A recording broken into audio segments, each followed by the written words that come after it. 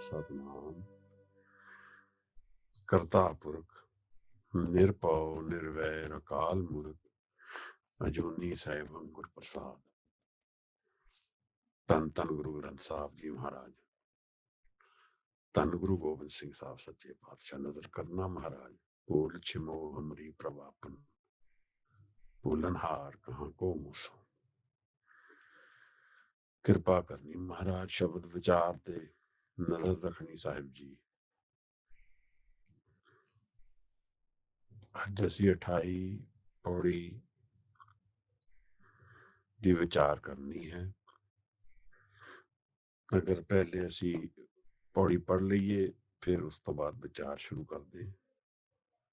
मुदा संतोष शरम पत्तुनि ज्ञान की करे विभूत, चिंता काल कुआरी काया जुगत दंडा परतीत। आई पंची सगल जमाती मन जीते जग जीत, आदेश से आदेश आद अनिल अनाद अनाहद जुग जुग एको वेद। ਵਾਹਿਗੁਰੂ ਜੀ। ਮਹਾਰਾਜ, ਧਰਮ ਦੀ ਕਮਾਈ ਮਨ ਦੇ ਵਿੱਚ ਛਿਪੇ ਭੰਡਾਰ ਦੀ ਖੋਜ ਹੈ। ਮਨ ਦੇ ਵਿੱਚ ਇੱਕ ਸੱਚ ਦਾ ਭੰਡਾਰ ਹੈ। ਇੱਕ ਇਹੋ ਜਿਹਾ ਭੰਡਾਰ ਹੈ ਜਿਹੜਾ ਮੇਰੇ ਮਨ ਦੇ ਵਿੱਚ ਹੈ, ਪਰ ਲੋਪ ਹੈ, ਉਸ ਨੂੰ ਲੱਭਣਾ ਪੈਂਦਾ ਹੈ। ਪਰ ਧਰਮ ਦੀ ਕਮਾਈ ਦੇ ਵਿੱਚ ਚੱਲਦੇ ਹੋਏ ਜਦੋਂ ਕੋਈ ਪੰਥ ਬਣਦਾ ਹੈ ਜਾਂ ਕੋਈ ਸੋਚ ਬਣਦੀ ਹੈ, ਉਸ ਸੋਚ ਦੇ ਅਨੁਸਾਰ ਉਸ ਦੇ ਜੀਵਨ ਵਿੱਚ ਕੁਛ ਨਾ ਕੁਛ ਦੁਨਿਆਵੀ ਪੱਧਰ ਤੇ ਕੁਝ ਪਹਿਨਾਵੇ, ਕੁਝ ਰਹਿਣ ਸਹਿਣ ਦੇ ਮੈਥਡਸ ਆ ਜਾਂਦੇ ਹਨ। ਜਿਵੇਂ ਅਸੀਂ ਕੁਛ ਬੁੱਧਿਜ਼ਮ ਦੀ ਐਗਜ਼ਾਮਪਲ ਲੈ ਲਈਏ, ਕਿਉਂਕਿ ਗੌਤਮ ਬੁੱਧ ਨੇ ਉਸ ਵੇਲੇ ਇੱਕ ਚੋਲਾ ਪਾਇਆ, ਉਸ ਦੇ ਹਿਸਾਬ ਨਾਲ ਫਿਰ ਅੱਜ ਬੌਧ ਧਰਮ ਵਿੱਚ ਇਹੋ ਜਿਹਾ ਚੋਲਾ ਮੰਨਿਆ ਹੋਇਆ। ਪਰ ਉਸ ਵਿੱਚ ਵੀ ਅਲੱਗ-ਅਲੱਗ ਪੰਥ ਨੇ, ਅਲੱਗ-ਅਲੱਗ ਗੁਰੂ ਖੜੇ ਹੋ ਗਏ ਹਨ। ਤਾਂ ਹਰ ਗੁਰੂ ਫਿਰ ਆਪਣਾ ਨਿਸ਼ਾਨ ਛੱਡਣ ਵਾਸਤੇ ਕੋਈ ਨਾ ਕੋਈ ਚਿੱਦ ਛੱਡਦਾ ਹੈ, ਇਹ ਦੱਸਣ ਲਈ ਵੀ ਇਹ ਲੋਕ ਇਸ ਪੰਥ ਦੇ ਫੋਲੋਅਰਸ ਹਨ। ਸਾਡੇ ਪੰਥ ਵਿੱਚ ਵੀ ਕੁਝ ਸਾਲ ਪਹਿਲਾਂ ਇੱਕ ਨੀਲਧਾਰੀ, ਉਹ ਨੀਲੇ ਕੱਪੜੇ ਪਾਉਂਦੇ ਹਨ, ਨੀਲੇ ਚਿੱਟੇ ਕੱਪੜਿਆਂ ਨਾਲ ਇੱਕ ਨੀਲਾ ਕਮਰ ਕਸਾ, ਇਸ ਤਰ੍ਹਾਂ ਕਿਸੇ ਨੇ ਉਹਨਾਂ ਨੂੰ ਗਾਈਡ ਕੀਤਾ ਤੇ ਲੋਕ ਉਸ ਤਰ੍ਹਾਂ ਚੱਲ ਪਏ। ਕਿਉਂਕਿ ਇਹ ਅਧਿਆਤਮ ਦੀ ਖੇਡ ਬੜੀ ਅੰਦਰ ਦੀ ਹੈ, ਇਹਦੇ ਵਿੱਚ ਹੁਣ ਅੰਦਰ ਜਾਣਾ ਤੇ ਸੌਖਾ ਹੈ ਨਹੀਂ, ਇਸ ਕਰਕੇ ਕੱਪੜੇ ਪਾ ਲੈਣਾ ਸੌਖਾ ਹੈ। ਮਨ ਤਾਂ ਕਿਤਨਾ ਬਦਲਿਆ ਹੋਏਗਾ ਕਿਸੇ ਦਾ, ਪਰ ਸਰੀਰਕ ਤੌਰ ਤੇ ਕੁਝ ਪਹਿਨਾਵਾ ਬਦਲ ਲੈਣਾ। ਪਿਛਲੇ 20-25-30 ਸਾਲਾਂ ਵਿੱਚ ਰਜਨੀਸ਼ ਹੋਏ, ਉਸਨੇ ਵੀ ਪਹਿਨਾਵਾ ਪਹਿਰਾਇਆ, ਇੱਕ ਲਾਲ ਵਸਤਰ ਦੇ ਕੱਪੜੇ ਪਹਿਨਾਏ, ਕੁਝ ਮਾਲਾ ਦਿੱਤੀ, ਤਾਂ ਲੋਕਾਂ ਨੇ ਉਹ ਅਪਣਾ ਲਿਆ। ਇਹ ਅਪਣਾਉਣਾ ਸੌਖਾ ਹੈ, ਪਰ ਧਰਮ ਦੇ ਵਿੱਚ ਅਗਰ ਅਸੀਂ ਉਤਰੇ ਹਾਂ ਔਰ ਮਨ ਦੇ ਵਿੱਚ ਰੰਗ ਨਹੀਂ ਚੜਿਆ, ਯਾਨੀ ਮਨ ਨਹੀਂ ਬਦਲੀ ਹੋਇਆ ਔਰ ਕੱਪੜੇ ਬਦਲੀ ਕਰ ਲਏ, ਤਾਂ ਇਹ ਫਿਰ ਕਿਸੇ ਕਮਿਊਨਿਟੀ ਨੂੰ ਜੁਆਇਨ ਕਰਨ ਦਾ ਤਾਂ ਤਰੀਕਾ ਹੋ ਸਕਦਾ ਹੈ, ਪਰ ਅਧਿਆਤਮ ਵਿੱਚ ਦਾ ਕੋਈ ਮੁੱਲ ਨਹੀਂ ਹੈ। ਇਹ ਕੱਪੜੇ ਜਾਂ ਪਹਿਨਾਵੇ ਦੇ ਰੰਗ ਜਾਂ ਕੱਪੜਿਆਂ ਦੇ ਰੰਗ ਜਾਂ ਕਿਸ ਤਰ੍ਹਾਂ ਅਸੀਂ ਮਾਲਾ ਫੜਦੇ ਹਾਂ ਜਾਂ ਨਹੀਂ ਫੜਦੇ ਹਾਂ, ਇਹ ਤੇ ਇੱਥੇ ਹੀ ਰਹਿ ਜਾਣੀਆਂ। ਇਹ ਸਰੀਰ ਦੇ ਨਾਲ ਇਹ ਵੀ ਮੁੱਕ ਜਾਣਗੇ। ਇਸੇ ਤਰ੍ਹਾਂ ਅਸੀਂ ਸਮਝੀਏ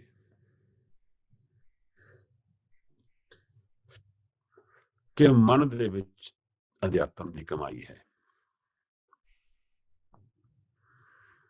ਇਹ ਗੱਲ ਜਿਤਨਾ ਮੇਰੇ ਜ਼ਹਿਨ ਵਿੱਚ ਗਹਿਰੀ ਉਤਰ ਜਾਏ, ਉਤਨਾ ਇਸ ਚੀਜ਼ ਦਾ ਲਾਭ ਹੈ।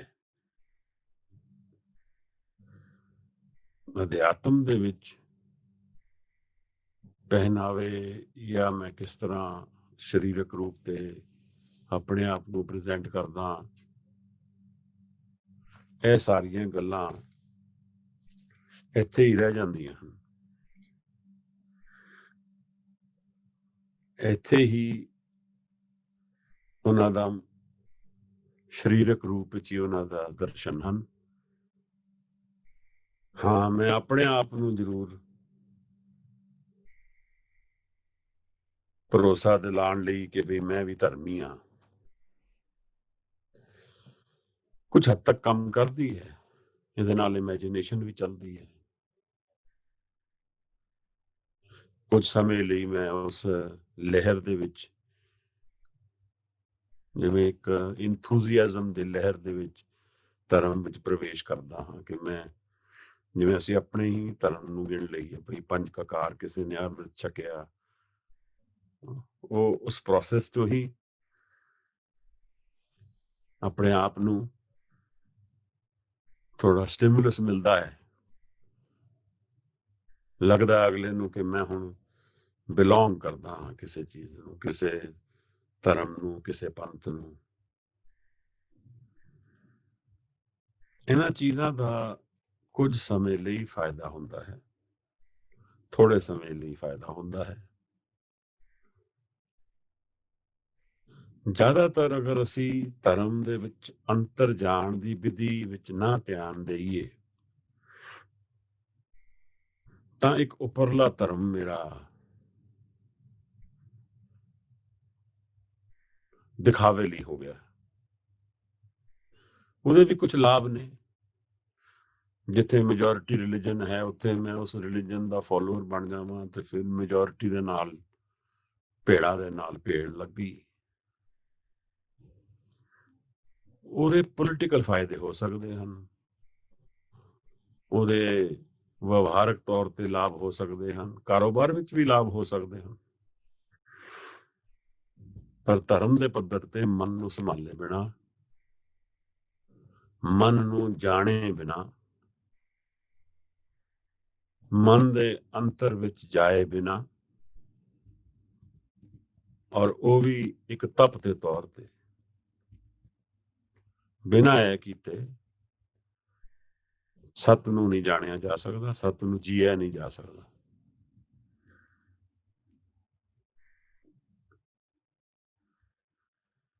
ਇਹ ਥੋੜਾ ਜਿਹਾ ਮੁਸ਼ਕਿਲ ਇਸ ਕਰਕੇ ਹੋ ਜਾਂਦਾ ਕਿਉਂਕਿ ਅਸੀਂ ਮਨ ਨੂੰ ਸੈਂਟਰ ਆਫ ਲਾਈਫ ਨਹੀਂ ਕਦੇ ਬਣਾਇਆ। ਮਨ ਦੇ ਨੂੰ ਜਾਣਨ ਵਾਸਤੇ, ਮਨ ਨੂੰ ਸਮਝਣ ਵਾਸਤੇ, ਮਨ ਨੂੰ ਜੀਣ ਵਾਸਤੇ ਕੀ ਵਿਧੀਆਂ ਹੋ ਸਕਦੀਆਂ ਹਨ, ਉਹ ਸਾਨੂੰ ਗਿਆਨ ਨਹੀਂ ਹੈ, ਸਾਨੂੰ ਯੁਕਤੀ ਨਹੀਂ ਹੈ। ਇਸ ਕਰਕੇ ਇੱਥੇ ਭੁਲੇਖੇ ਪੈ ਜਾਣਾ, ਭੁਲੇਖੇ ਹੋ ਜਾਣਾ ਬਹੁਤ ਆਸਾਨ ਜੀ ਗੱਲ ਹੈ। ਅਨਨੋਨ ਸਬਜੈਕਟ ਹੈ ਔਰ ਇਹਦੇ ਵਪਾਰੀ ਵੀ ਬਥੇਰੇ ਨੇ। ਬਥੇਰੇ ਲੋਕ ਇਹੋ ਜਿਹੇ ਨੇ ਜਿਹੜੇ ਕਹਿੰਦੇ ਨੇ ਸਾਨੂੰ ਪਤਾ ਹੈ, ਅਸੀਂ ਜਾਣਦੇ ਹਾਂ, ਔਰ ਸਾਡੇ ਕੋਲ ਕੋਈ ਮੈਥਡ ਨਹੀਂ ਹੈ ਜੱਜ ਕਰਨ ਦਾ ਕਿਸ ਨੂੰ ਪਤਾ ਹੈ। ਪਿਛਲੀ 4 ਪੌੜੀਆਂ ਵਿੱਚ ਸਾਹਿਬ ਨੇ ਸਾਨੂੰ ਨਿਰੰਕਾਰ ਦੀ ਬੇਅੰਤਤਾ ਦੀ ਗੱਲ ਕੀਤੀ। ਇਹ ਸਮਝ ਆਇਆ ਕਿ ਨਿਰੰਕਾਰ ਨੂੰ ਹੁਕਮ ਨਹੀਂ ਕਿਹਾ ਜਾ ਸਕਦਾ, ਇਹ ਸਮਝਾਇਆ ਕਿ ਨਿਰੰਕਾਰ ਜਿਹੜਾ ਹੈ ਉਹ ਨਾਪਣ 'ਚ ਨਹੀਂ ਆ ਸਕਦਾ, ਕਿਸੇ ਦੀ ਸੋਚ ਦੇ ਵਿੱਚ ਨਹੀਂ ਹੈ। ਇਹ ਕ੍ਰੀਏਸ਼ਨ ਦੀ ਜੋ ਕੁੰਜੀ ਹੈ, ਕ੍ਰੀਏਸ਼ਨ ਦੀ ਜੋ ਇਹਦਾ ਸੱਤ ਹੈ, ਜੋ ਇਹਦਾ ਵਿਸਤਾਰ ਹੈ, ਜੋ ਇਹਦਾ ਆਕਾਰ ਹੈ, ਇਹ ਸਾਰਾ ਸਮਝਣ ਵਿੱਚ ਸਾਨੂੰ ਨਹੀਂ ਆ ਸਕਦਾ। ਇਹਨਾਂ 4 ਪੌੜੀਆਂ 'ਚੋਂ 2 ਪੌੜੀਆਂ ਜਿਹੜੀਆਂ ਅੱਜ ਦੀ ਪੌੜੀ ਇੱਕ ਔਰ ਇੱਕ ਅਗਲੀ ਪੌੜੀ, ਇਹ ਉਹ ਜਾਪਦਾ ਹੈ ਜਿਵੇਂ ਕਿਸੇ ਪੰਥ ਦੇ ਨਾਲ ਸਿੱਧ ਗੋਸ਼ਟੀ ਹੋਈ ਹੈ, ਯੋਗੀਆਂ ਦਾ ਕੋਈ ਪੰਥ ਹੈ। ਔਰ ਇਸ ਪੌੜੀ ਵਿੱਚ ਮਹਾਰਾਜ ਨੇ ਉਸ ਨੂੰ ਨਾਂ ਵੀ ਦਿੱਤਾ ਹੈ ਆਈ ਪੰਥੀ। ਆਈ ਪੰਥੀ ਨਾਲ ਕੁਝ ਵਿਚਾਰ ਹੋਏ ਹਨ। ਉਹਦੇ ਵਿੱਚ ਸਾਹਿਬ ਨੇ, ਹਜ਼ੂਰ ਨੇ ਇਹ ਪੌੜੀ ਉਚਾਰੀ ਹੈ। ਅਗਲੀ 4 ਪੌੜੀਆਂ ਦਾ ਜੋ ਅਖੀਰਲੀ ਬੰਦ ਨੇ 2, ਉਹ ਇੱਕੋ ਜਿਹੇ ਨੇ। ਇਹਦਾ ਮਤਲਬ ਉਹਦਾ ਥਾਟ ਪ੍ਰੋਸੈਸ ਜਿਹੜਾ ਹੈ ਉਹ ਸਿਮਿਲਰ ਹੈ। ਆਦੇਸ਼ ਤਿਸੇ ਆਦੇਸ਼, ਆਦ ਅਨੀਲ ਅਨਾਦ ਅਨਾਹਤ, ਜੁਗ ਜੁਗ ਏਕੋ ਵੇਸ। ਇੱਕ ਕੌਨਸਟੈਂਟ ਕ੍ਰੀਏਟਰ ਦੀ ਕੰਸਿਸਟੈਂਸੀ, ਉਸ ਦੀ ਸਦਾ ਰਹਿਣ ਵਾਲੀ ਸ਼ਕਤੀ, ਉਹਦੇ ਸਦਾ ਦੇ ਦਰਸ਼ਨ, ਇਹ ਪੌੜੀਆਂ ਸਾਨੂੰ ਉਸ ਪਾਸੇ ਨੂੰ ਪ੍ਰੇਰ ਰਹੀਆਂ ਹਨ।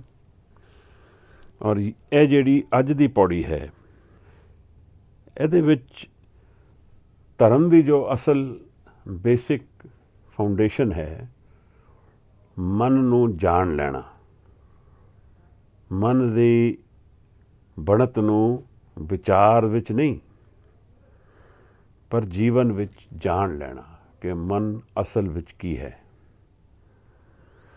ਇਹਦਾ ਮਤਲਬ ਜਿਵੇਂ ਅਸੀਂ ਵਿਚਾਰਦੇ ਹਾਂ ਕਿ ਮਨ ਤੂੰ ਜੋਤ ਸਰੂਪ ਹੈ, ਅਸੀਂ ਤਾਂ ਵਿਚਾਰਦੇ ਹਾਂ, ਬਾਣੀ ਪੜ੍ਹਦੇ ਹਾਂ, ਪਰ ਜੇ ਅਸੀਂ ਉਸ ਜੋਤ ਨੂੰ ਦਰਸ਼ਨ ਰੂਪ ਵਿੱਚ ਜਾਣਿਆ ਜਾਂ ਨਹੀਂ ਜਾਣਿਆ, ਇਹਦੇ 'ਚ ਬੜਾ ਫਰਕ ਹੈ। ਮੈਂ ਉਸ ਪਾਸੇ ਟੁਰ ਤਾਂ ਸਕਦਾ ਹਾਂ, ਜਾਣਨ ਵਾਸਤੇ ਅਰਦਾਸ ਮੇਰੀ ਲਗਾਤਾਰ ਨਿਰੰਤਰ ਹੋਣੀ ਚਾਹੀਦੀ ਹੈ। ਪਰ ਇਹ ਕੁਆਲਿਟੇਟਿਵ ਡਿਫਰੈਂਸ ਬਹੁਤ ਵੱਡਾ ਹੈ ਕਿ ਮੈਂ ਉਸ ਚੀਜ਼ ਨੂੰ ਸਿਰਫ ਵਿਚਾਰ ਦੇ ਵਿੱਚ ਹੀ ਜਾਣਦਾ ਹਾਂ, ਥਾਟਸ ਦੇ ਵਿੱਚ ਹੀ ਜਾਣਦਾ ਹਾਂ, ਜਾਂ ਉਸ ਨੂੰ ਮੈਂ ਬੁੱਝ ਲਿਆ ਹੈ, ਜਾਂ ਉਸ ਨੂੰ ਮੈਂ ਐਕਸਪੀਰੀਅੰਸ ਕਰ ਲਿਆ ਹੈ। ਇਹ ਕੋਈ ਇਸ ਤਰ੍ਹਾਂ ਸਮਝਣ ਦੀ ਗੱਲ ਹੈ ਕਿ ਕੋਈ ਸਕੂਲ ਦੇ ਵਿੱਚ ਅਸੀਂ ਕਿਸੇ ਪਾਠ ਨੂੰ ਪੜ੍ਹਦੇ ਹਾਂ, ਉਸ ਨੂੰ ਅਸੀਂ ਜਾਣ ਲਿਆ, ਨੌਲੇਜ ਉਹਦੀ ਸਾਨੂੰ ਸਮਝ ਆ ਗਈ, ਉਹਦਾ ਪ੍ਰੋਸੈਸ ਸਾਨੂੰ ਸਮਝ ਆ ਗਿਆ ਕਿ ਕਿਵੇਂ ਲਾਈਟ ਡਿਵਾਈਡ ਹੁੰਦੀ ਹੈ। ਅਸੀਂ ਇਹ ਸਮਝ ਲਿਆ ਕਿ ਲਾਈਟ ਕਿਸ ਤਰ੍ਹਾਂ ਰਿਫਰੈਕਸ਼ਨ ਵਿੱਚ ਜਾ ਕੇ ਬੈਂਡ ਹੁੰਦੀ ਹੈ, ਫਿਰ ਡਿਵਾਈਡ ਹੋ ਜਾਂਦੀ ਹੈ। ਹੁਣ ਅਗਰ ਇਸ ਸਬਜੈਕਟ ਬਾਰੇ ਕਿਧਰੇ ਵੀ ਸਾਨੂੰ ਪੁੱਛਿਆ ਜਾਏਗਾ ਕਿਸੇ ਵੀ ਭਾਸ਼ਾ ਵਿੱਚ, ਅਸੀਂ ਉਸ ਨੂੰ ਦੱਸ ਸਕਾਂਗੇ। ਸਾਨੂੰ ਕਿਤਾਬ ਦੀ ਲੋੜ ਨਹੀਂ ਹੈ ਨਾਲ, ਕਿਉਂਕਿ ਅਸੀਂ ਜਾਣ ਲਿਆ ਉਸ ਨੂੰ। ਇਸੇ ਤਰ੍ਹਾਂ ਅਗਰ ਨਹੀਂ ਜਾਣਿਆ ਤਾਂ ਮੈਂ ਫਿਰ ਜ਼ਰੂਰ ਆਪਣੀ ਕਿਤਾਬ ਨੂੰ ਦੇਖਾਂਗਾ। ਉਸ ਸਬਜੈਕਟ ਬਾਰੇ ਅਗਰ ਕੋਈ ਗੱਲ ਉੱਠੇਗੀ ਤਾਂ ਮੈਂ ਆਪਣੇ ਆਪ ਨੂੰ ਅਧੂਰਾ ਪਾਵਾਂਗਾ। ਅਧੂਰੇਪਨ ਨੂੰ ਕਵਰ ਕਰਨ ਵਾਸਤੇ ਮੈਂ 4 ਫਾਲਤੂ ਅਲੱਗ ਗੱਲਾਂ ਵੀ ਕਰ ਸਕਦਾ ਹਾਂ, ਪਰ ਮੇਰੇ ਮਨ ਨੂੰ ਪਤਾ ਹੈ ਮੈਂ ਨਹੀਂ ਜਾਣਦਾ ਹਾਂ। ਦਫਾ ਅਸੀਂ ਲੋਕ ਧਰਮ ਨੂੰ ਨਹੀਂ ਜਾਣਦੇ ਹਾਂ। ਅਸੀਂ ਉਹਦੀ ਗੱਲ ਕਰਦੇ ਹਾਂ, ਉਹਦੀ ਵਿਚਾਰਾਂ ਕਰਦੇ ਹਾਂ, ਉਹਦੀ ਵਿਚਾਰਾਂ ਸੁਣਦੇ ਹਾਂ, ਪਰ ਐਕਸਪੀਰੀਅੰਸ ਨਹੀਂ ਕਰਦੇ, ਉਸ ਨੂੰ ਜਾਣਦੇ ਨਹੀਂ ਹਾਂ ਮਨ ਦੇ ਵਿੱਚ। ਔਰ ਇਹਦਾ ਸਿੱਧਾ ਅਕਸ ਸਾਡੇ ਮਨ ਦੇ ਹਾਲਾਤ ਤੋਂ ਹੈ। ਅੱਜ ਮੈਂ ਅਗਰ ਇਕੱਲਾ ਬਹਿ ਜਾਵਾਂ ਕਿਧਰੇ ਔਰ ਮੈਂ ਕਹਾਂ ਕਿ ਆਪਣੇ ਮਨ ਦੇ ਨਾਲ ਹੀ ਬੈਠ ਜਾਵਾਂ, ਤਾਂ ਮੈਨੂੰ ਸਮਝ ਆ ਜਾਏਗੀ ਕਿ ਮੈਂ ਕਿਤਨੇ ਪਾਣੀ 'ਚ ਖੜਾ। ਮਨ ਮੇਰਾ ਵਿਆਕੁਲ ਹੈ, ਪਰੇਸ਼ਾਨ ਹੈ, ਉਦਾਸ ਹੈ, ਖੇੜੇ 'ਚ ਹੈ, ਕਿਸ ਪਾਸੇ ਨੂੰ ਭੱਜਦਾ ਹੈ। ਇੱਥੋਂ ਸਮਝ ਆ ਜਾਏਗੀ ਸਾਰੀ ਗੱਲ। ਮੈਂ ਨੋਟ ਕੀਤਾ ਕਿ ਰਾਤ ਨੂੰ ਸੌਣ ਤੋਂ ਪਹਿਲਾਂ ਮਨ ਅਗਰ ਕਿਸ ਪਾਸੇ ਨੂੰ ਜਾਂਦਾ ਹੈ ਤਾਂ ਉਹ ਸਟੱਡੀ ਕਰਨਾ ਜ਼ਰੂਰੀ ਹੈ। ਪਹਿਲਾਂ ਤਾਂ ਉਹ ਜਾ ਰਿਹਾ ਕਿਧਰੇ, ਇਹਦਾ ਮਤਲਬ ਆਪਣੇ ਆਪ ਵਿੱਚ ਸਥਿਰ ਨਹੀਂ ਹੈ। ਫਿਰ ਇਹ ਕਿੱਧਰ ਜਾ ਰਿਹਾ ਹੈ? ਆਪਣੀ ਆਈਡੈਂਟਿਟੀ ਨੂੰ ਲੱਭਣ ਵਾਸਤੇ, ਜਾਂ ਆਪਣੇ ਆਪ ਨੂੰ ਜਾਣਨ ਵਾਸਤੇ, ਜਾਂ ਆਪਣੀ ਮਨ ਦੀ ਸ਼ਾਂਤੀ ਰੱਖਣ ਵਾਸਤੇ। ਬਹੁਤ ਜ਼ਰੂਰੀ ਚੀਜ਼ ਹੈ ਮਨ ਵਿੱਚ ਪੀਸ ਆਫ ਮਾਈਂਡ। ਅਸੀਂ ਇਸ ਨੂੰ ਆਪ ਹੀ ਖਰਾਬ ਕਰਦੇ ਹਾਂ। ਅੱਜ ਮੈਂ ਇਹਦੇ ਵਿੱਚ ਕੁਝ ਜਾਣਾ ਚਾਹਾਂਗਾ, ਕਿਉਂਕਿ ਸਾਹਿਬ ਸਾਨੂੰ ਧਿਆਨ ਦੀ ਗੱਲ ਵੱਲ ਤੋਰਦੇ ਹਨ ਥੋੜ੍ਹਾ। ਧਰਮ ਔਰ ਧਿਆਨ ਦਾ ਕੀ ਰਿਸ਼ਤਾ ਹੈ? ਧਿਆਨ ਕੀ ਹੈ? ਇਸ ਨੂੰ ਜਾਣਨਾ ਜ਼ਰੂਰੀ ਹੈ। ਜਿਤਨਾ ਧਿਆਨ ਨਾਲ ਜੀਵਨ ਜੀਆ, ਜਿਤਨਾ ਧਿਆਨ ਨਾਲ ਪਾਠ ਪੜ੍ਹਿਆ, ਜਿਤਨਾ ਧਿਆਨ ਨਾਲ ਇਮਤਿਹਾਨ ਦਿੱਤਾ, ਉਤਨਾ ਚੰਗੇ ਨੰਬਰ ਆਉਂਦੇ ਹਨ। ਜਿਤਨਾ ਭੇ ਧਿਆਨੇ ਇਮਤਿਹਾਨ ਦਿੱਤਾ, ਉਤਨਾ ਉਲਟ ਫਜ਼ੂਲ ਜੇ ਜਵਾਬ ਦਿੱਤੇ ਜਾਂਦੇ ਹਨ। ਸੋ ਧਿਆਨ ਤਾਂ ਜੀਵਨ ਵਿੱਚ ਵੀ ਜ਼ਰੂਰੀ ਹੈ, ਪਰ ਇਹਦਾ ਅਧਿਆਤਮ ਵਿੱਚ ਕੀ ਰੋਲ ਹੈ? ਔਰ ਮੈਂ ਇਸ ਧਰਮ ਨੂੰ, ਇਸ ਧਿਆਨ ਨੂੰ ਕਿਵੇਂ ਜਾਣਨਾ ਹੈ, ਇਹ ਚੀਜ਼ ਅੱਜ ਸ਼ਾਇਦ ਥੋੜ੍ਹੀ ਦੇਰ ਵਿਚਾਰੀਏ, ਕਿਉਂਕਿ ਅੱਜ ਪੌੜੀ ਵੀ ਸਾਹਿਬ ਨੇ ਛੋਟੀ ਦਿੱਤੀ ਹੈ, ਪਰ ਸਬਜੈਕਟ ਬੜਾ ਵੱਡਾ ਹੈ। ਮਹਾਰਾਜ ਕਹਿੰਦੇ ਨੇ, ਆਦੇਸ ਤਿਸੇ ਆਦੇਸ, ਆਦ ਅਨੀਲ ਅਨਾਦ ਅਨਾਥ, ਜੁਗ ਜੁਗ ਏਕੋ ਵੇਸ। ਸਾਹਿਬ ਉਹਨੂੰ ਨਮਸਕਾਰ ਇੱਕ ਨਵੇਂ ਤਰੀਕੇ ਨਾਲ ਕਰ ਰਹੇ ਹਨ। ਜਿਵੇਂ ਆਦ ਤੋਂ ਜੋ ਹੈ, ਜਦੋਂ ਨਹੀਂ ਵੀ ਸ੍ਰਿਸ਼ਟੀ ਸੀ, ਸਮਾਂ ਨਹੀਂ ਵੀ ਬਣਿਆ ਸੀ, ਅਨੀਲ ਹੈ, ਦਾਗ ਦੇ ਬਿਨਾਂ ਹੈ, ਆਪਣੇ ਆਪ ਵਿੱਚ ਪਰਿਪੂਰਨ ਹੈ। ਆਦ ਅਨੀਲ ਅਨਾਦ, ਉਹ ਜਿਹੜਾ ਕਦੇ ਸ਼ੁਰੂ ਨਹੀਂ ਹੋਇਆ। ਦੇਖੋ ਗੱਲ ਕੀ ਹੈ ਕਿ ਇਹਨਾਂ ਚੀਜ਼ਾਂ ਨੂੰ ਅਸੀਂ ਲੱਭਦੇ ਹਾਂ। ਮੈਂ ਕਿੱਥੋਂ ਸ਼ੁਰੂ ਹੋਇਆ, ਮੇਰਾ ਅੰਤ ਕੀ ਹੋਏਗਾ, ਮੈਂ ਕੀ ਹਾਂ, ਇਹ ਮੇਰੇ ਜੀਵਨ ਦੇ ਬੁਨਿਆਦੀ ਪ੍ਰਸ਼ਨ ਹਨ। ਪਰ ਸਾਹਿਬ ਸਾਨੂੰ ਨਿਰੰਕਾਰ ਦੀ ਗੱਲ ਸਮਝਾ ਰਹੇ ਹਨ ਕਿ ਉਹ ਬਿਨਾਂ ਦਾਗ ਦੇ ਹੈ, ਔਰ ਉਹ ਖਤਮ ਨਹੀਂ ਕਦੇ ਹੋ ਸਕਦਾ। ਅਨਾਹਤ, ਉਹਦੀ ਹੱਤਿਆ ਨਹੀਂ ਕਦੇ ਹੋ ਸਕਦੀ। ਇਹ ਚੀਜ਼ ਬਾਰ-ਬਾਰ ਸਾਹਿਬ ਜਿਸ ਤਰ੍ਹਾਂ ਸਾਨੂੰ ਸਮਝਾ ਰਹੇ ਹਨ, ਕੁਝ ਸਾਡੇ ਮਨ ਵਿੱਚ ਵੀ ਤਹਿ ਬੈਠਦੀ ਜਾਂਦੀ ਹੈ। ਮਨ ਵਿੱਚ ਵੀ ਕੁਝ ਇਸ ਦੇ ਲੱਛਣ ਪ੍ਰਤੀਬਿੰਬਿਤ ਹੁੰਦੇ ਰਹਿੰਦੇ ਆ, ਕਿਉਂਕਿ ਮਨ ਇੱਕ ਸ਼ੀਸ਼ੇ ਦੀ ਤਰ੍ਹਾਂ ਹੈ, ਮਿਰਰ ਦੀ ਤਰ੍ਹਾਂ ਹੈ। ਮਨ ਦੇ ਵਿੱਚ ਅਸੀਂ ਜੋ ਹਾਜ਼ਰ ਕਰਾਂਗੇ, ਉਹ ਮਨ ਵਿੱਚ ਪ੍ਰਗਟ ਹੋ ਜਾਏਗਾ। ਜਿਸ ਤਰ੍ਹਾਂ ਦੇ ਦਰਸ਼ਨ, ਸੁਣਨਾ ਜਿਸ ਤਰ੍ਹਾਂ ਦਾ ਸਾਡੇ ਜੀਵਨ ਦਾ ਰਹੇਗਾ, ਜੀਵਨ ਉਧਰ ਹੀ ਜਾਏਗਾ। ਸੁਣਨ ਤੋਂ ਭਾਵ ਹੈ ਜੋ ਮੈਂ ਅਬਜ਼ੋਰਵ ਕਰਦਾ ਹਾਂ, ਜੋ ਮੈਂ ਇਨਵਾਇਰਮੈਂਟ ਤੋਂ, ਆਪਣੀ ਸੋਚ ਤੋਂ, ਦੂਸਰਿਆਂ 'ਤੇ ਦੱਸਣ ਤੋਂ ਜੋ ਮੈਂ ਅਬਜ਼ੋਰਵ ਕਰਦਾ ਹਾਂ, ਉਹ ਮੇਰਾ ਸੁਣਨਾ ਹੈ। ਮੈਂ ਅੱਜ ਸਾਰਾ ਦਿਨ ਮਿਹਨਤ ਕੀਤੀ, ਕੁਝ ਐਕਸਪੀਰੀਅੰਸਿਸ ਕੰਮ ਵਿੱਚ ਹੋ ਗਏ।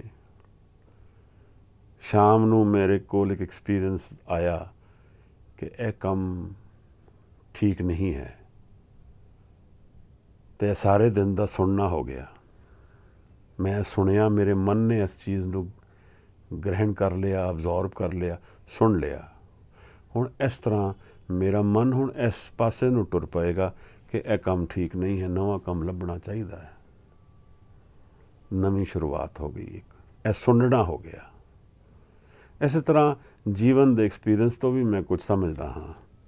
ਦੂਸਰੇ ਦੇ ਪੈਸੇ ਨੂੰ ਹੜਪ ਲੈਣਾ ਅੱਛੀ ਗੱਲ ਹੈ, ਇਹ ਕਿਸੇ ਦੇ ਮਨ ਨੇ ਸੁਣਿਆ ਹੈ ਤਾਂ ਉਹ ਇਸ ਤਰ੍ਹਾਂ ਕਰਦਾ ਹੈ। ਦੇਖੋ, ਅਸੀਂ ਲੋਕ ਸਭ ਪ੍ਰੋਫਿਟ ਲੱਭਦੇ ਹਾਂ ਆਪਣੇ, ਕਿ ਮੈਨੂੰ ਕੁਝ ਫਾਇਦਾ ਮਿਲੇ, ਉਹਦੇ 'ਚੋਂ ਸੁੱਖ ਆਏ, ਤਾਂ ਕਿਧਰੇ ਕਿਸੇ ਦੇ ਮਨ ਵਿੱਚ ਇਹ ਵਿਚਾਰ ਉੱਠਿਆ, ਉਸਨੇ ਸੁਣਿਆ ਕਿ ਜਿਹੜਾ ਆਪਣਾ ਨਹੀਂ ਹੈ ਉਸ ਨੂੰ ਲੈ ਲੈਣ 'ਚ ਮਜ਼ਾ ਹੋਰ ਜ਼ਿਆਦਾ ਹੈ। ਉਹਦੇ ਮਨ ਨੇ ਸੋਚਿਆ ਹੈ, ਉਹਨੇ ਸੁਣਿਆ ਹੈ, ਇਸ ਤਰ੍ਹਾਂ ਮਨ ਢਲ ਗਿਆ। ਔਰ ਅਗਰ ਮਨ ਕੁਛ ਵੀ ਨਾ ਸੁਣੇ ਬਾਹਰ ਦੀ, ਮਨ ਕੁਛ ਵੀ ਨਾ ਸੁਣੇ ਦੇਖੀ ਹੋਈ ਦੁਨੀਆ ਦੀ, ਇਹ ਦ੍ਰਿਸ਼ਮਾਨ ਦੁਨੀਆ ਦੀ ਕੁਛ ਵੀ ਨਾ ਸੁਣੇ, ਤਾਂ ਕਿਹਦੀ ਸੁਣੇਗਾ? ਅੰਤਰ ਦੀ ਸੁਣੇ। ਮਨ ਆਪਣੇ ਅੰਤਰ ਦੀ ਆਵਾਜ਼ ਨੂੰ ਸੁਣ ਲੈ। ਅੰਤਰ ਵਿੱਚ ਕਿਹੜੀ ਆਵਾਜ਼ ਹੈ? ਸੂਫੀ ਬੜੀ ਪਿਆਰੀ ਗੱਲ ਕਰਦੇ ਆ, ਉਹ ਕਹਿੰਦੇ ਸਾਊਂਡ ਆਫ ਸਾਇਲੈਂਸ, ਆਵਾਜ਼ ਹੈ ਸ਼ਾਂਤੀ ਦੀ, ਜਿੱਥੇ ਕੋਈ ਆਵਾਜ਼ ਨਹੀਂ ਹੈ। ਮਨ ਦੇ ਵਿੱਚ ਕੁਝ ਦੱਸਦੇ ਹਨ ਆਵਾਜ਼, ਅਨਹਦ ਨਾਦ, ਇਹ ਬਾਰ-ਬਾਰ ਬਾਣੀ ਚਾਹੁੰਦਾ ਹੈ। ਇਹਦਾ ਮਤਲਬ ਕੀ ਹੈ ਅਨਹਦ ਨਾਦ?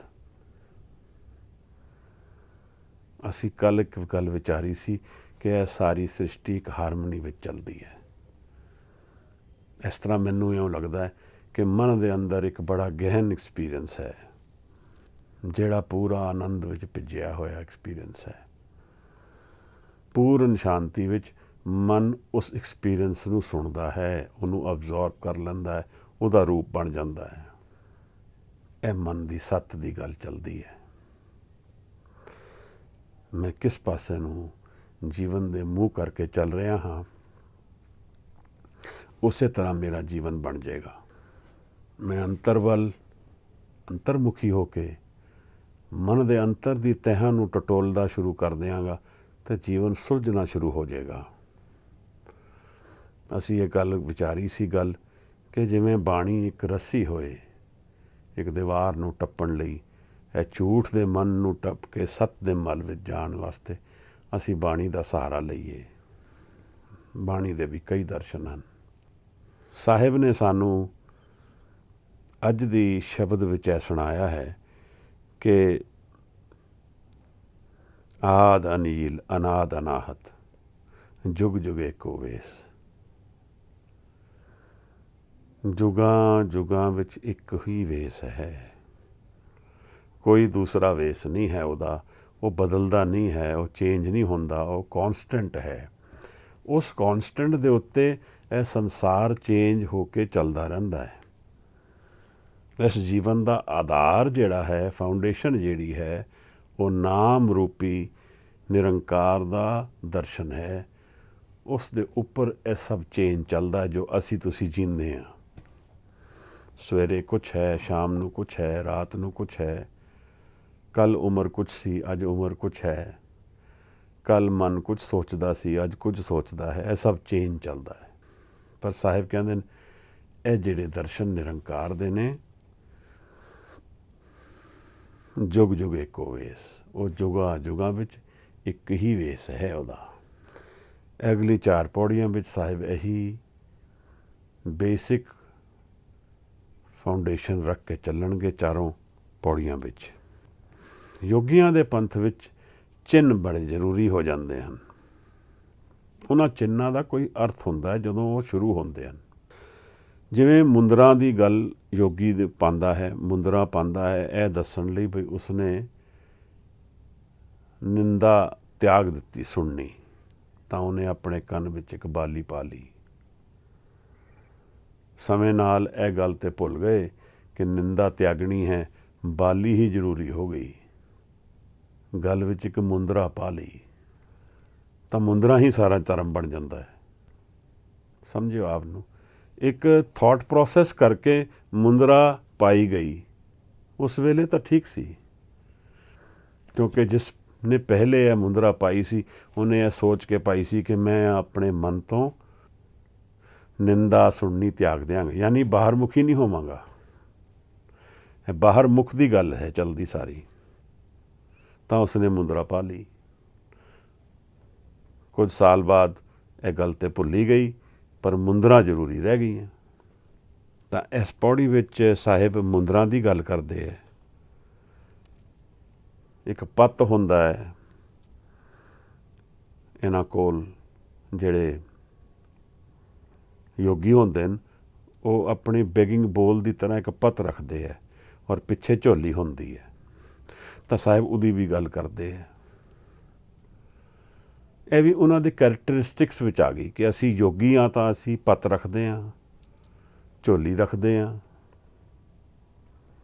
ਜਿਵੇਂ ਅੱਜ ਸਾਡੇ ਧਰਮ ਵਿੱਚ ਵੀ ਕਕਾਰਾਂ ਦੀ ਗੱਲ ਚੱਲਦੀ ਹੈ, ਅਸੀਂ ਕਕਾਰ ਰੱਖਦੇ ਹਾਂ ਔਰ ਉਹ ਕਕਾਰ ਸਾਨੂੰ ਜ਼ਰੂਰੀ ਨੇ। ਉਹਨਾਂ ਕਕਾਰਾਂ ਦੇ ਪਿੱਛੇ ਵੀ ਕੁਝ ਸਪਿਰਿਟ ਖੜੀ ਹੈ, ਕੁਝ ਸੋਚ ਖੜੀ ਹੈ। ਉਸ ਸੋਚ ਬਾਰੇ ਸਾਨੂੰ ਕਿਤਨਾ ਗਿਆਨ ਹੈ? ਉਹ ਕਕਾਰ ਸਾਨੂੰ ਸਰੀਰ 'ਤੇ ਤਾਂ ਪਾ ਰਹੇ ਹਾਂ, ਸਾਡੇ ਮਨ 'ਤੇ ਕਿਤਨੀ ਨਕੇਲ ਪਈ ਉਹਨਾਂ ਦੀ?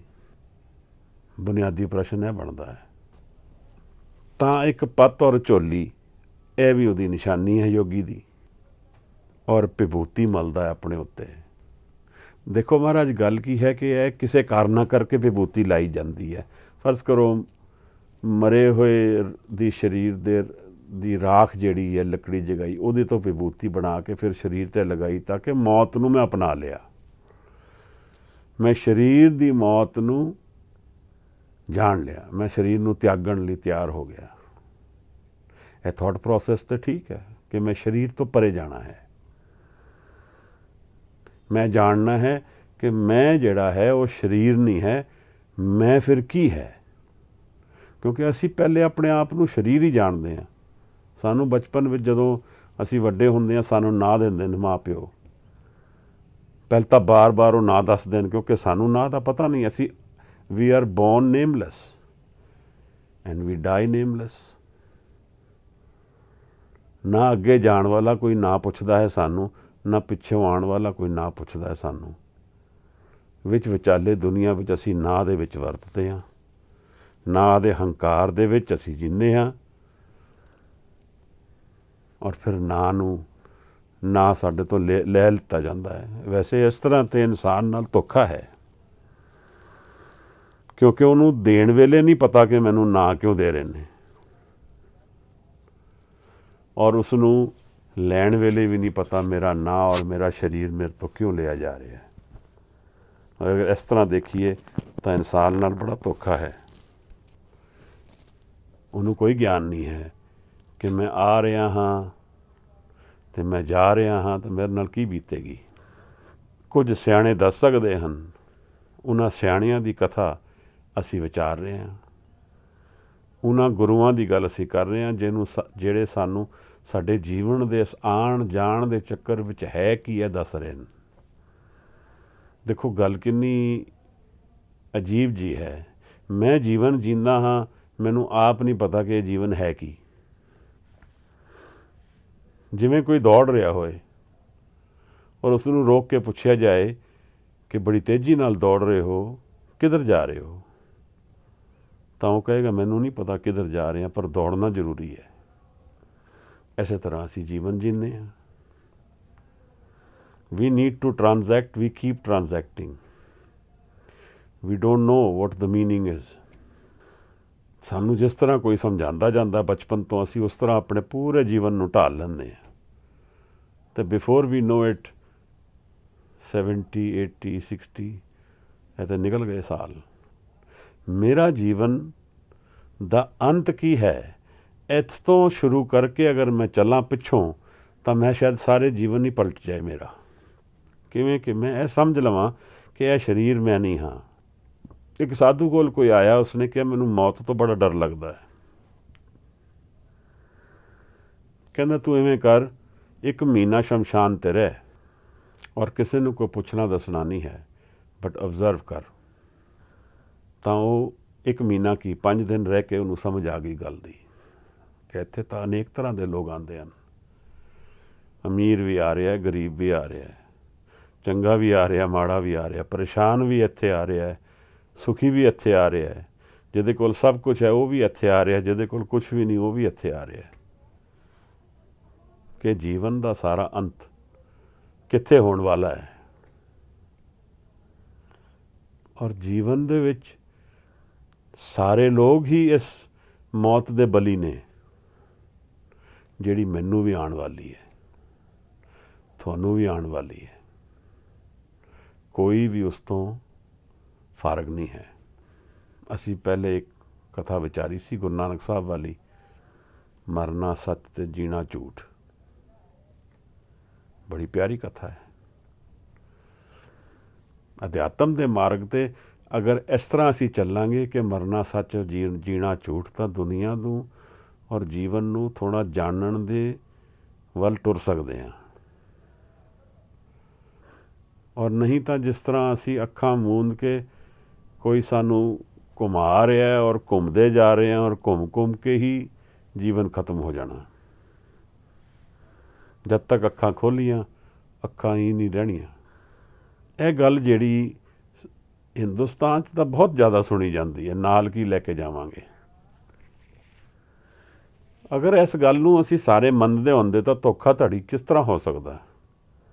ਦੂਸਰੇ ਦੀ ਅਸੀਂ ਜੇਬ ਕਤਰਾ, ਜੇਬ ਕਿਵੇਂ ਕੋਈ ਕੱਟ ਸਕਦਾ ਹੈ? ਦੂਸਰੇ ਨੂੰ ਨੁਕਸਾਨ ਕੋਈ ਕਿਉਂ ਦੇ ਸਕਦਾ ਹੈ?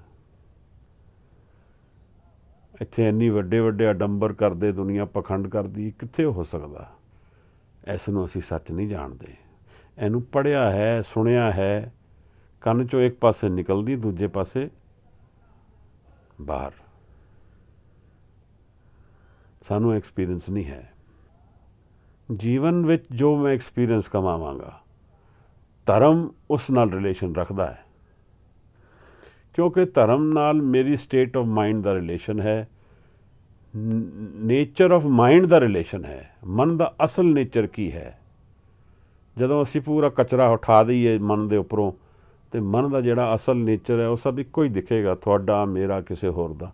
ਮਨ ਦੇ ਅੰਦਰ ਵਿੱਚ ਇੱਕੋ ਹੀ ਨਿਰੰਕਾਰ ਦੀ ਜੋਤ ਹਾਜ਼ਰ ਹੈ, ਪਰ ਉਹ ਕਚਰਾ ਉੱਪਰ ਬਹੁਤ ਪਿਆ ਹੈ, ਕੌਣ ਦੇਖੇਗਾ? ਅਸੀਂ ਐਸੇ ਪ੍ਰੋਸੈਸ ਨੂੰ ਜਾਣਨਾ ਹੈ ਕਿ ਮੇਰਾ ਜੋ ਜੀਵਨ ਦਾ ਐਕਸਪੀਰੀਅੰਸ ਹੈ ਉਹੀ ਜੀਵਨ ਬਣੇਗਾ, ਗੱਲਾਂ ਨਾਲ ਨਹੀਂ ਬਣੇਗਾ। ਗੱਲੀ ਕਿਹਨੇ ਨਾ ਪਾਇਆ। ਮੈਂ ਕਿਤਨਾ ਅੰਤਰ ਜਾ ਕੇ ਮੇਰੇ ਮਨ ਦੇ ਵਿੱਚ ਕਦੇ ਵਿਕਾਸ ਖੁੱਲ੍ਹ ਸਕਦਾ ਹੈ, ਇਹ ਜਾਣ ਕੇ ਮੈਂ ਜੀਆਂ। ਮੇਰੇ ਮਨ ਵਿੱਚ ਕਦੇ ਆਨੰਦ ਦੀ ਵਰਛਾ ਹੋ ਜਾਏਗੀ, ਇਹ ਜਾਣ ਕੇ ਮੈਂ ਅਰਦਾਸ ਕਰਕੇ ਜੀਆਂ। ਮਨ ਦੇ ਸੱਤ ਦੇ ਭੇਦ ਮੈਂ ਖੋਲ੍ਹਣੇ ਹਨ, ਉਹ ਦਰਵਾਜ਼ੇ ਜਾਣਨੇ ਹਨ ਜਿਹੜੇ ਗੁਰੂ ਸਾਹਿਬ ਸਾਨੂੰ ਕੱਲ੍ਹ ਦੱਸਦੇ ਸਨ। ਤਾਂ ਧਰਮ ਜਾਣਿਆ ਜਾਏਗਾ। ਨਹੀਂ ਤਾਂ ਇਹਨਾਂ ਚੀਜ਼ਾਂ ਦੇ ਵਿੱਚ, ਜਿਹੜੀਆਂ ਚੀਜ਼ਾਂ ਸਾਹਿਬ ਸਾਨੂੰ ਦੱਸਦੇ ਹਨ, ਮੁੰਦਰਾ, ਪੱਤ ਔਰ ਝੋਲੀ, ਵਿਭੂਤੀ, ਵਿਭੂਤ ਤਾਂ ਮੈਂ ਲਾ ਲਈ, ਪਰ ਮੈਂ ਮਰਨ ਦੇ ਨੇੜੇ ਤੇੜੇ ਨਹੀਂ ਆਇਆ। ਸਰੀਰ ਦੇ ਪਿਉਣ ਜਾਣਾ ਮੈਂ ਨਹੀਂ ਸਿੱਖਿਆ, ਤਾਂ ਫਿਰ ਮੈਂ ਧਰਮ ਨਹੀਂ ਜਾਣਿਆ। ਮੈਂ ਧਰਮੀ ਕਹਾਇਆ ਜਾ ਸਕਦਾ। ਮੈਂ ਇੱਕ ਸਭਾ ਵਿੱਚ ਐਂਟਰ ਕਰ ਸਕਦਾ, ਉਸ ਸਭਾ ਵਿੱਚ ਲੋਕ ਮੈਨੂੰ ਮਾਣ ਦੇਣਗੇ ਕਿ ਮੈਂ ਧਰਮੀ ਹਾਂ। ਇਸ ਤਰ੍ਹਾਂ ਇਹ ਜਿਹੜੇ ਸਿੰਬਲਸ ਆਫ ਸਪਿਰਿਚੁਅਲਿਟੀ ਆ, ਧਰਮ ਦੇ ਸਿੰਬਲ ਜਿਹੜੇ ਨੇ, ਉਹ ਯੂਜ਼ ਹੁੰਦੇ ਨੇ ਸੁਸਾਇਟੀ ਦੇ ਵਿੱਚ।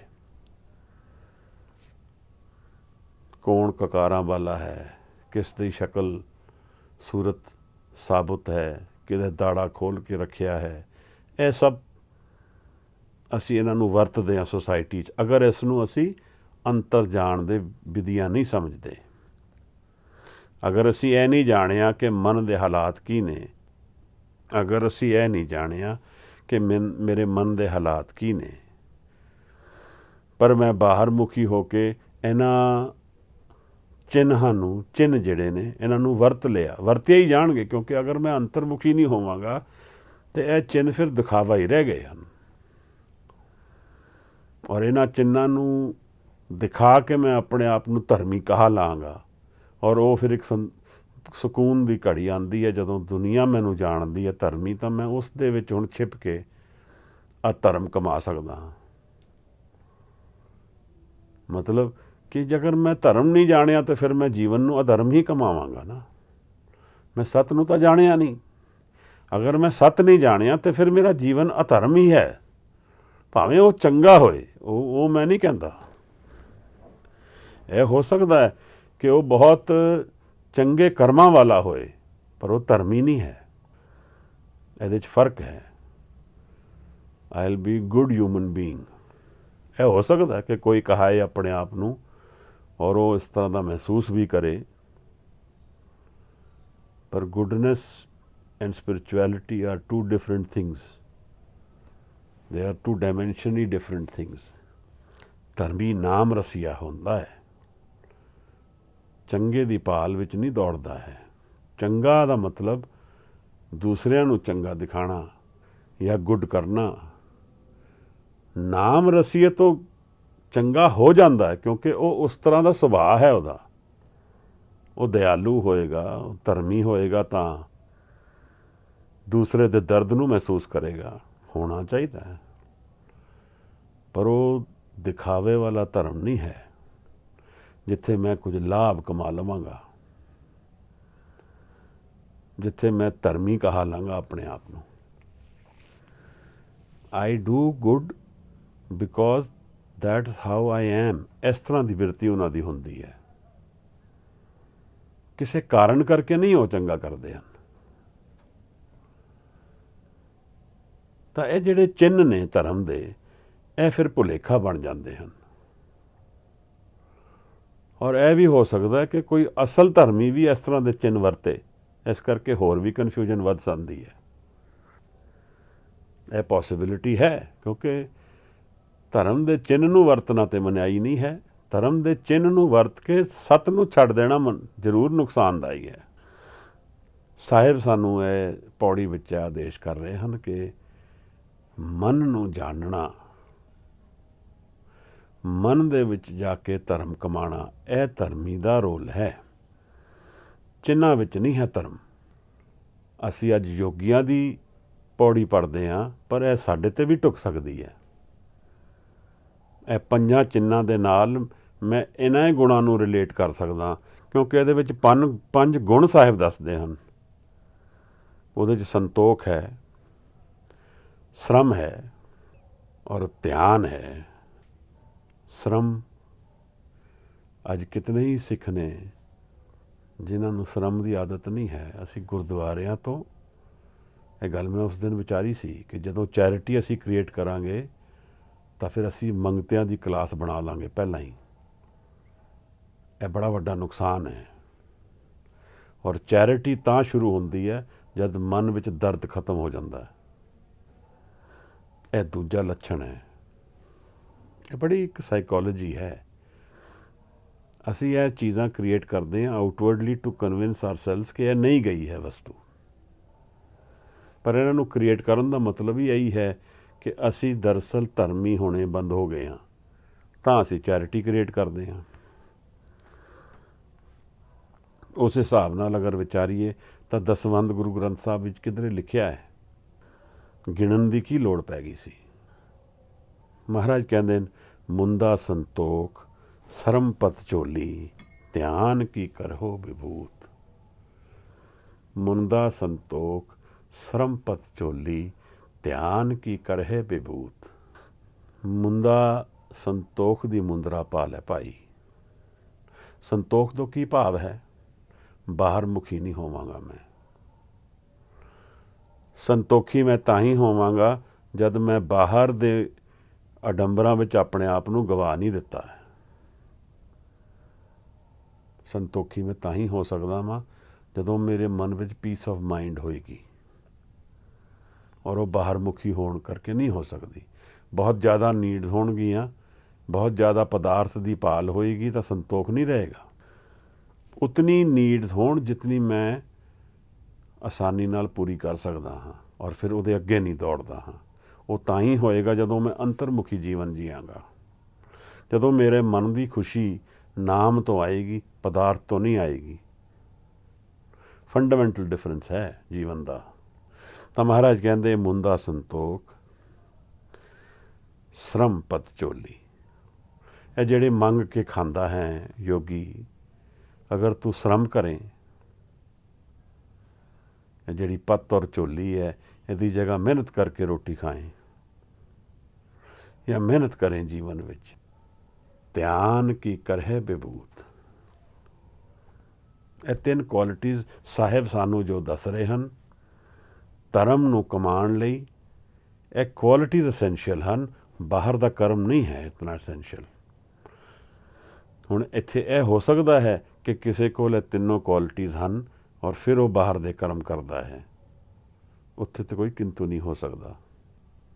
ਪਰ ਜਿਸ ਨੇ ਅੰਤਰ ਮਨ ਵਿੱਚ ਨਹੀਂ ਕਮਾਇਆ ਔਰ ਸਿਰਫ ਇਹ ਬਾਹਰ ਦੇ ਚਿੰਨ੍ਹ ਲੈ ਕੇ ਘੁੰਮ ਰਿਹਾ, ਉਹ ਕਿਹੜੇ ਯੋਗ ਦਾ ਪਾਤਰ ਹੈ? ਯੋਗ ਦਾ ਅਸਲ ਅਰਥ ਬਣਦਾ ਹੈ ਜੁੜਨਾ, ਟੂ ਜੁਆਇਨ।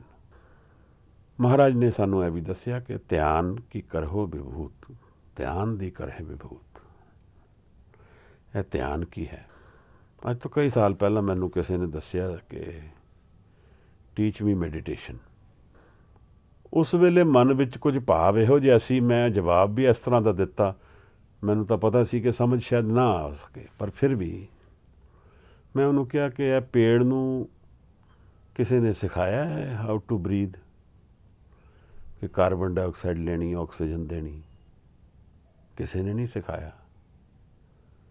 ਮੇਰਾ ਮਤਲਬ ਕੀ ਸੀ? ਮੇਰਾ ਮਤਲਬ ਇਹ ਹੈ ਕਿ ਜਿਹੜੀ ਸਟੇਟ ਆਫ ਬੀਇੰਗ ਮੇਰੀ ਨੈਚੁਰਲੀ ਅਵੇਲੇਬਲ ਹੈ ਮੈਨੂੰ, ਯਾਨੀ ਮੇਰਾ ਅਸਲ ਹੀ ਉਹ ਹੈ, ਉਹ ਮੈਨੂੰ ਕੌਣ ਸਿਖਾ ਸਕਦਾ? ਮੈਨੂੰ ਤਾਂ ਸਿਖਾਇਆ ਗਿਆ ਹੈ ਇਸ ਧਿਆਨ ਤੋਂ ਦੂਰ ਕਿਸ ਤਰ੍ਹਾਂ ਜਾਣਾ ਹੈ। ਉਹ ਮੈਂ ਸਾਰਾ ਜਨਮ ਉਸ ਨੂੰ ਪ੍ਰੈਕਟਿਸ ਕਰਦਾ ਹਾਂ ਕਿ ਇਹ ਜਿਹੜਾ ਮੇਰੇ ਅੰਤਰ ਵਿੱਚ ਧਿਆਨ ਹਾਜ਼ਰ ਹੈ, ਮਨ ਦੀ ਜਿਹੜੀ ਬੇਸਿਕ ਫੰਡਾਮੈਂਟਲ ਨੇਚਰ ਹੈ, ਮਨ ਦਾ ਜਿਹੜਾ ਫੰਡਾਮੈਂਟਲ ਸਟੇਟ ਆਫ ਬੀਇੰਗ ਹੈ, ਜੇ ਅਸੀਂ ਉਸ ਨੂੰ ਆਪਣੇ ਆਪ 'ਤੇ ਛੱਡ ਦਈਏ ਤਾਂ ਉਹ ਧਿਆਨਸਥ ਹੋ ਜਾਏਗਾ। ਅਸੀਂ ਮਨ ਨੂੰ ਛੇੜੀਏ ਨਾ, ਉਸ 'ਤੇ ਬਾਰ-ਬਾਰ ਹੋਰ ਬਾਹਰ ਦੀ ਚੀਜ਼ਾਂ ਨਾ ਥੋਪੀਏ, ਤਾਂ ਮਨ ਆਪਣੇ ਆਪ ਵਿੱਚ ਧਿਆਨ ਵਿੱਚ ਆ ਜਾਏਗਾ। ਇਹ ਗੱਲ ਸਮਝਣੀ ਜ਼ਰੂਰੀ ਹੈ ਕਿ ਮੈਡੀਟੇਸ਼ਨ ਸਿੱਖਣ ਦੀ ਲੋੜ ਨਹੀਂ ਹੈ। ਮੈਡੀਟੇਸ਼ਨ ਇੱਕ ਸਟੇਟ ਆਫ ਬੀਇੰਗ ਹੈ। ਸਟੇਟ ਆਫ ਬੀਇੰਗ ਮਤਲਬ ਇੱਕ ਨੈਚੁਰਲ ਸਟੇਟ ਹੈ ਮਾਈਂਡ ਦੀ। ਉਹ ਕੌਣ ਸਿਖਾਏ ਸਾਨੂੰ? ਜਿਸ ਤਰ੍ਹਾਂ ਮੈਂ ਸਵਾਸ ਲੈਂਦਾ, ਨੈਚੁਰਲੀ ਲੈਂਦਾ, ਇਸ ਤਰ੍ਹਾਂ ਮਨ ਦਾ ਜਿਹੜਾ ਇਕਾਗਰਤਾ ਹੈ, ਉਹ ਮਨ ਦੇ ਤਹਿ ਵਿੱਚ ਸਤ ਹੈ, ਉਹ ਹੈ ਹੀ ਉਸ ਤਰ੍ਹਾਂ ਦਾ। ਇੱਥੇ ਮੇਰੀ ਥਾਟਸ ਕਰਕੇ, ਮੇਰੇ ਕਰਮਾਂ ਕਰਕੇ, ਸੰਸਕਾਰਾਂ ਕਰਕੇ, ਮੇਰੀ ਡਿਜ਼ਾਇਰਸ ਕਰਕੇ, ਮੇਰੇ ਬਾਹਰ ਮੁਖੀ ਜੀਵਨ ਕਰਕੇ ਇਹ ਪੂਰਾ ਡਿਸਟਰੈਕਟਡ ਹੈ। ਇਹਨੂੰ ਸਮਝਣਾ ਬਹੁਤ ਜ਼ਰੂਰੀ ਹੈ। ਪੁੱਛਣਾ ਇਹ ਬਣਦਾ ਹੈ ਕਿ ਇਹ ਜਿਹੜਾ ਧਿਆਨ ਵਾਲਾ ਮਨ ਮੇਰੇ ਨਿਰੰਕਾਰ ਨੇ ਸਾਨੂੰ ਦਿੱਤਾ ਸੀ, ਅਸੀਂ ਕਿੱਥੇ ਲੈ ਗਏ ਹਾਂ ਇਸ ਨੂੰ? ਇਹ ਕੀ ਕੀਤਾ ਅਸੀਂ? ਪਰ ਕਿਉਂਕਿ ਅਸੀਂ ਇੰਨੀ ਦੂਰ ਨਿਕਲ ਆਏ ਹਾਂ, ਸਾਨੂੰ ਇਹ ਗੱਲ ਸਮਝ ਵਿੱਚ ਨਹੀਂ ਆਉਂਦੀ। ਮੈਂ ਆਪ ਨਾਲ ਪਹਿਲੇ ਇੱਕ ਵਾਰ ਸ਼ੇਅਰ ਕੀਤੀ ਸੀ ਜ਼ੈਨ ਬੁੱਧਿਜ਼ਮ ਵਿੱਚ। ਉਹ ਕਹਿੰਦਾ ਜ਼ਾਜ਼ੈਨ, ਜਸਟ ਸਿਟ, ਬਸ ਬੈਠ ਜਾ, ਕੁਝ ਕਰਨ ਦੀ ਲੋੜ ਨਹੀਂ ਹੈ। ਇਹ ਜਿਹੜੀਆਂ ਥਾਟਸ ਆ ਰਹੀਆਂ ਨੇ, ਇਹਨਾਂ ਨੂੰ ਚਾਰਜ ਵੀ ਮੈਂ ਹੀ ਕਰਦਾ ਹਾਂ। ਉਹ ਤਾਂ ਕਹਿੰਦਾ ਬਸ ਬੈਠ ਜਾ,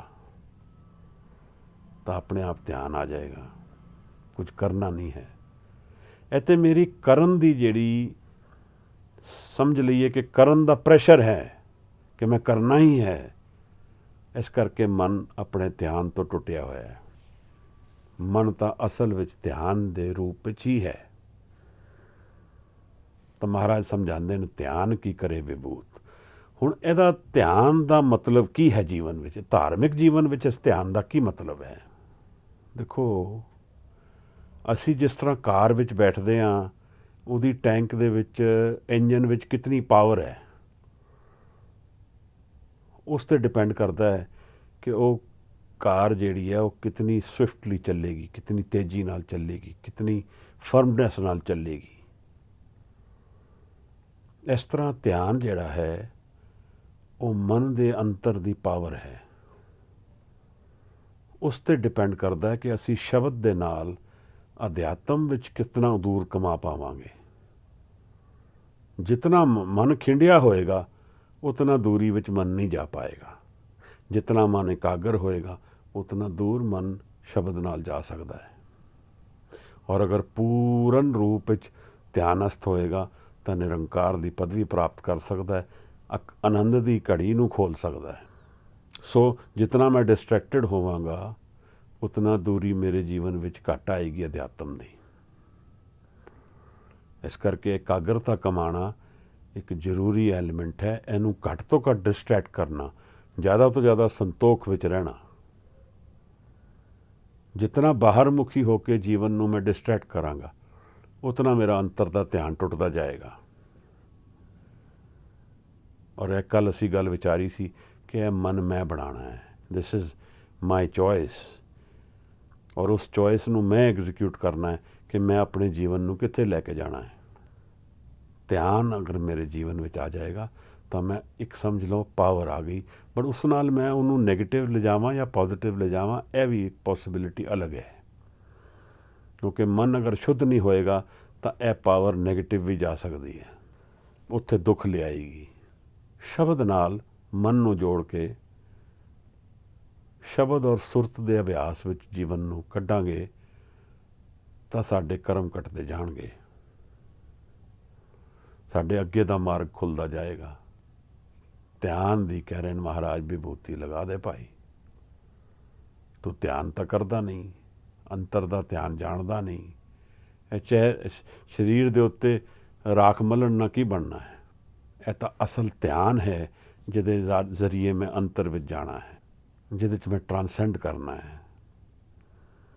ਇੱਕ ਇਹ ਮਨ ਮਰ ਕੇ ਉਨ ਮਨ ਬਣਨਾ ਹੈ। ਹਜ਼ੂਰ ਸਾਨੂੰ ਸੱਤ ਦੇ ਦਰਸ਼ਨ ਕਰਾ ਰਹੇ ਹਨ ਅੰਤਰ ਦੇ ਯੋਗ ਨਾਲ। ਅੰਤਰ ਦੇ ਯੋਗ ਵਿੱਚ ਸਾਨੂੰ ਸਮਝਾ ਰਹੇ ਹਨ ਸੰਤੋਖ ਚਾਹੀਦਾ ਹੈ, ਸ਼ਰਮ ਚਾਹੀਦਾ ਹੈ, ਮਿਹਨਤ ਕਰਨੀ ਪਏਗੀ ਔਰ ਧਿਆਨ ਦੀ ਅਵਸਥਾ ਵਿੱਚ ਲਿਜਾਣਾ ਪਏਗਾ ਮਨ ਨੂੰ। ਇਹ ਧਿਆਨ ਦੀ ਅਵਸਥਾ ਸਾਡੇ ਸਾਰਿਆਂ ਦੇ ਵਿੱਚ ਹੈ, ਸਿਰਫ ਡਿਸਟਰੈਕਟਡ ਹੈ। ਮੈਨੂੰ ਵੀ ਮਿਹਨਤ ਕਰਨੀ ਹੈ, ਤੁਸੀਂ ਵੀ ਕਰੋ ਕਿ ਇਹਨੂੰ ਹੋਰ ਨਾ ਭਰੀਏ, ਇਹਨੂੰ ਹਲਕਾ ਕਰਦੇ ਚਲੀਏ। ਕਈ ਵਾਰ ਜਦੋਂ ਮਨ ਬਾਹਰ ਮੁਖੀ ਹੋ ਕੇ ਤੋਂ ਹਟ ਕੇ ਅੰਤਰਮੁਖੀ ਜਾਂਦਾ ਹੈ, ਪਰ ਬੜਾ ਜਲਦੀ ਧਿਆਨ ਲੱਗਣਾ ਸ਼ੁਰੂ ਹੋ ਜਾਂਦਾ ਹੈ। ਸ਼ਬਦ ਔਰ ਸੁਰਤ ਦਾ ਧਿਆਨ ਕਰਨਾ ਹੈ, ਇਹ ਸਿੱਖ ਦੀ ਕਮਾਈ ਹੈ। ਇਸ ਸ਼ਬਦ ਨੂੰ, ਧਿਆਨ ਨੂੰ ਲਾਈਟਲੀ ਨਹੀਂ ਲੈਣਾ ਹੈ। ਅਸੀਂ ਇਹ ਜਾਣਨਾ ਹੈ ਇਸ ਨੂੰ ਕਿ ਮੇਰੀ ਮਨ ਦੀ ਧਿਆਨਸਥ ਅਵਸਥਾ ਕਿੱਥੇ ਹੈ, ਇਹਨੂੰ ਖੋਜਣਾ ਹੈ। ਪਹਿਲੇ ਤਾਂ ਵਿਚਾਰ ਹੀ ਚੱਲਣਗੇ ਮਨ ਵਿੱਚ, ਤਾਂ ਵਿਚਾਰਾਂ ਨੂੰ ਪਕੜਨਾ ਨਹੀਂ ਹੈ, ਜਾਣ ਦੇਈਏ ਵਿਚਾਰਾਂ ਨੂੰ। ਇਸ ਤਰ੍ਹਾਂ ਸਮਝੀਏ ਵੀ ਮੇਰੇ ਵਿਚਾਰ ਨਹੀਂ ਹਨ, ਤਾਂ ਉਸ ਮਨ ਦੇ ਵਿੱਚ ਔਰ ਆਪਣੇ ਵਿੱਚ ਭੇਦ ਆ ਜਾਏਗਾ ਕਿ ਮੈਂ ਇਸ ਵਿਚਾਰ ਦੇ ਵਿੱਚ ਨਹੀਂ ਹਾਂ। ਤਾਂ ਇਸ ਤਰ੍ਹਾਂ ਕੋਈ ਕਾਮਕ ਵਿਚਾਰ ਆਇਆ ਮਨ ਵਿੱਚ, ਤੁਸੀਂ ਪਕੜਿਆ ਨਹੀਂ, ਤੁਸੀਂ ਨਿਰੋਲ ਖੜੇ ਰਹਿ ਗਏ। ਉਹ ਆਇਆ ਚਲਾ ਗਿਆ। ਇੱਕ ਬੜੀ ਪਿਆਰੀ ਗੱਲ ਇੱਕ ਉਸਤਾਦ ਕਹਿੰਦਾ ਸੀ, ਕਹਿੰਦਾ ਮਨ ਡਾਮਾਡੋਲ ਹੋ ਗਿਆ, ਬਹੁਤ ਪਰੇਸ਼ਾਨ ਹੋ ਗਿਆ, ਕੁਝ ਕਰ ਨਹੀਂ, ਥੋੜੀ ਦੇਰ ਖਲੋ ਜਾ, ਬਸ ਥੋੜੀ ਦੇਰ ਖਲੋ ਜਾ, ਕੁਛ ਨਹੀਂ ਕਰਨਾ ਹੈ। ਜਦੋਂ ਮਨ ਬਿਲਕੁਲ ਵਿਆਕੁਲ ਹੈ, ਪਰੇਸ਼ਾਨ ਹੈ, ਲੱਗਦਾ ਹੈ ਕਿ ਹੁਣ ਸਭ ਕੁਝ ਖਤਮ ਹੋਣ ਵਾਲਾ ਹੈ, ਖਲੋ ਜਾ ਬਸ ਥੋੜੀ ਦੇਰ ਲਈ, ਇਹਨੂੰ ਦੇਖ। ਇਹਦੇ ਨਾਲ ਇਨਵੋਲਵ ਨਹੀਂ ਹੋਣਾ, ਬਸ ਦੇਖ, ਲੈਟ ਇਟ ਪਾਸ। ਮਨ ਸ਼ਾਂਤ ਹੋ ਜਾਏ, ਫਿਰ ਵਿਚਾਰ ਸ਼ੁਰੂ ਕਰੋ ਕੀ ਕਰਨਾ ਹੈ, ਕੀ ਨਹੀਂ ਕਰਨਾ ਹੈ। ਮਨ ਦੀ ਡਾਮਾਡੋਲ ਪ੍ਰਸਥਿਤੀ ਵਿੱਚ ਡਿਸੀਜਨ ਲੈਣੇ ਜਾਇਜ਼ ਨਹੀਂ ਹਨ। ਲੈਟ ਇਟ ਪਾਸ ਸਾਡਾ ਸੱਤ ਨਹੀਂ ਹੈ।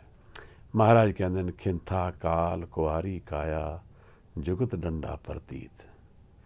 ਇਹ ਅਧਿਆਤਮ ਦੇ ਮਨ ਦੇ ਵਿੱਚ ਉਤਰਨ ਲਈ ਬੁਨਿਆਦੀ ਲੱਛਣ ਸਾਹਿਬ ਸਮਝਾ ਰਹੇ ਹਨ ਔਰ ਯੋਗੀ ਨੂੰ ਦੱਸ ਰਹੇ ਹਨ ਕਿ ਬਾਹਰਲੇ ਲੱਛਣ ਛੱਡ ਕੇ ਇਹਨਾਂ ਨੂੰ ਅਪਣਾ।